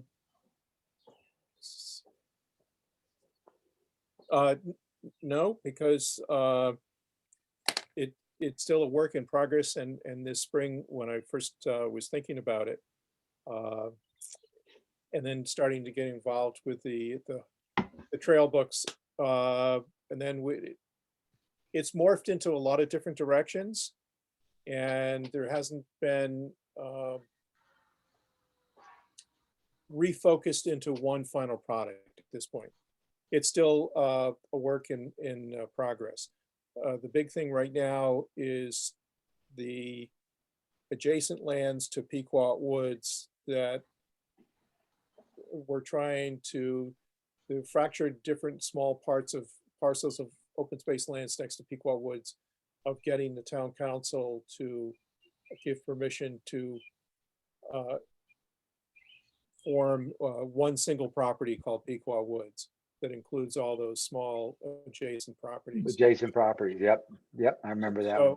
So, working with the attorneys right now, an attorney, back and forth, and we also had to wait till the council got done with the budget, and it looks like they've finally finished that. So that coming up this summer, there can be a meeting with the town council on a proposal of how to put this together. So that's where we are now with the trails, the whole system. All right. I guess Tom's not here, so next one's mine. So, I did put together a kind of a still, not a video one, but a photo one on the King Kolansky project, and shared it with the folks doing that. But there's still some work going on, and we wanted to get that done. So that one is, there's a short, like I said, a short, I hate to call it a video, but it's a collection of stills, but it's in a video, right? So I converted to a video thing. But I don't think it's ready for prime time yet. I think it's a little light. So I'm still working on that. And the last one was, oh, this looks like a school project. Yes. And I did confirm with the professor that runs the seminar that they're definitely willing. We basically, she has this seminar every spring. So, and they are always looking for projects for these students to do, environmentally based projects. So come January, we can put together our record, say, here's a project we would like your students to do. And this was about the trail update stuff. So we have until January to come up with ideas for these students to take on as projects. Right. Is there something that Bray, from what you're doing, to be able to kind of fold that into what Michelle's just said?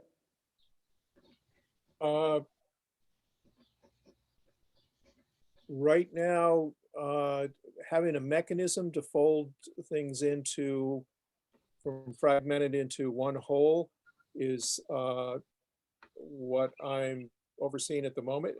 If the mechanism is developed to do that, then by all means, I would say looking at other different small pieces of open space in the town could possibly be grouped into one cohesive unit in the near future, and having the mechanism to do that. So I would say, yes, that would be something that I couldn't make any comments one way or the other about it until, let's say, something happens with the town council. So it would be sometime middle of fall, let's say. Right. And this could be, and this is just in general, basically anything that you could use a couple of students to help with in terms of mapping trails, or anything that has to do with the outdoor stuff, or be fair game for projects. These are not graduate projects. These are entry level students learning about being in environmental sciences and being part of an environmental center, giving them something to, get hands-on experience with. So it doesn't have to be a big deal. It just has to be something that we're willing to, set that fits in that time frame. And this can be ongoing every spring. Hey, what projects might we have for students to do this year? Right. That's good. I mean, Michelle gave me some help on writing the abstract for the Yukon project. As I kind of say, is Bray, you could give Michelle help on writing an abstract for her projects, but right. And it's free. It's free help. Well, Larry, I'm even thinking if we have some properties that we want to gather data on for the model, you could have students help with that. So basically anything that gives them the opportunity to go out into the property and learn something about open space and give us some valuable basically grunt level work to help us with whatever we want to do. So this is, they can always say no, but we can give them a list of possible things for them to help with that gives them that experience with the outdoors.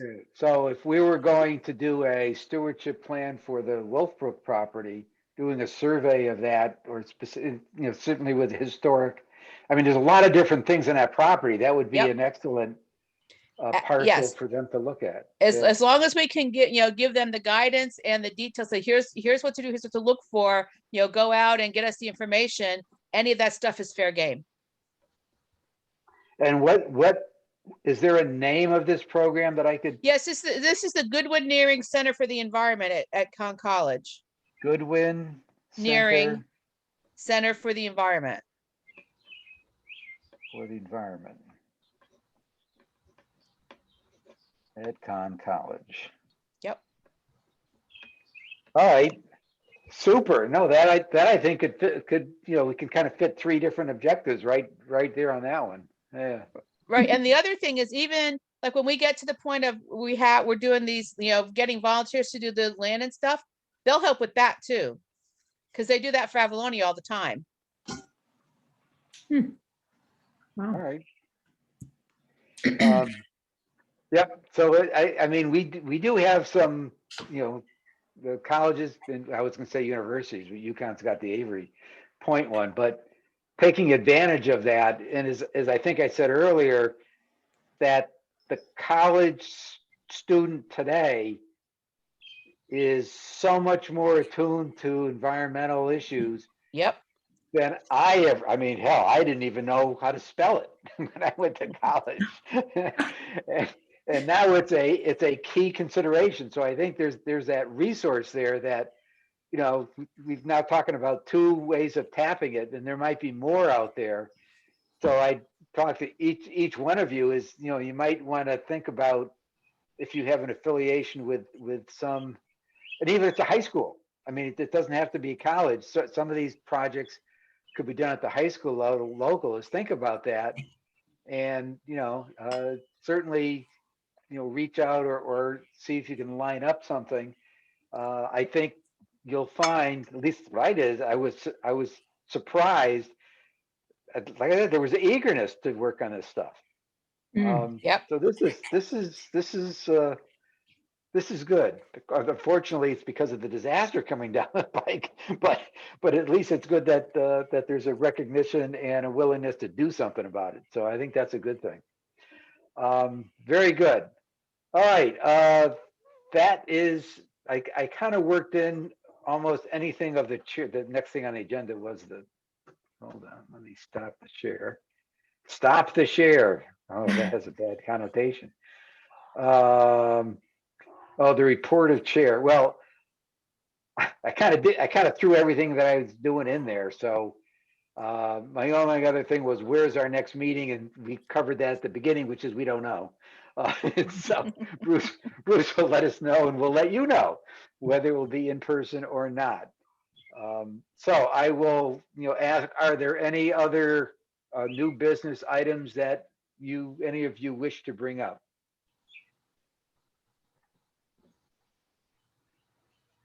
Going once, going twice. All right, I'm looking for a motion to adjourn. What about Bruce's input? Oh, yeah. Oh, I'm sorry. It's for Okay. the staff. It's there it's right there on the screen, Bruce. I apologize. It's okay. The first thing I was going to talk about was the meetings, but we talked about that. I don't have a good answer for you, and I'm sorry about that. But I want to know as much as everybody else, and so hopefully we'll know soon. I don't know, general, what else is going on? Development's really picking up in town. There's a lot of new businesses opening, and there's a lot of activity in downtown Mystic. So we're getting a lot of site plan applications. We're getting a lot of mixed use developments and a lot of conversions of some of the older hotels into apartments. Also, that's what's going on in July. We have we're doing a bunch of regulation amendments, zoning regulation text amendments the town is proposing. One of those is an electric vehicle ordinance, which would require new developments or new uses to provide electric vehicle parking spaces on site. I don't know if that's something that it's kind of conservation in terms of, sustainability and carbon sequestration. But I don't know if that's something you would want to review before that and have an opinion on during the public hearing in July or not. It's up to you. I'm just kind of throwing it out there. If you want me to include that in the next packet, just that section of the text amendment for you to look at, you can. Yeah, so I guess that's the first question. I mean, I don't need to know tonight, but if someone wants to see it by July, just let me know. And Go ahead. Oh, sorry. For a response, but yes. okay. All right, and then yeah, that's basically it. What's going on? We're going to be doing sustainable CT. I don't know if you all recall that from 2019, the town became certified as a sustainable community. We got bronze level, and right now I'm working with some fellows at the COG actually to kind of see what we can do to become silver, because we do expire at the end of next year. We want to try to get ahead of it, so we might be doing some sustainability events. We might ask you if you want to be included in, or at least have an opinion on. And yeah, that should be going on throughout the summer. All right, I guess my question is, are there specific elements in obtaining that level that we could help you with? And the earlier, like to me, is I think the stewardship plans as a set, might be a contributing aspect of it. I don't know. But if we know it ahead of time, because how long it takes us to do anything. So we would need to know it, pretty soon if you want something for next year that it would need, if you need a deliverable, right, other than something that's already in our plan, right? So I would just ask you that. Yeah, and I was going to try to, the reason why I'm telling you is I was going to try to prepare something for July just to kind of show, what easy things that maybe the commission can help us with to get some points towards the silver certificate. Kind of doing that analysis now, because sometimes it's as easy as, I don't know, like making a motion for something, or just like having a specific task force or something that is pretty easy, that just kind of validates what we've already been doing, because you guys are doing a lot, and I think we can definitely get some points for some things that you've already accomplished. All right. We're here to help, Bruce. Thank you. All right. Are there any other comments or new business? I know Michelle wants to make a motion to adjourn. So, Let somebody else do it. Go for it. Go for it. Somebody else. All right. Move we adjourn. I second it. Second. All in favor? Okay. Very good. Thanks, guys. I mean, we went through a lot today, and I appreciate your attention and all the actions that you agreed to as we went through here. So we will see you. Well, I don't know. We'll see how we will see you next month. I'll be in touch about that. Thank you, everybody. Have a good night. Have a good month. Take care. Good night.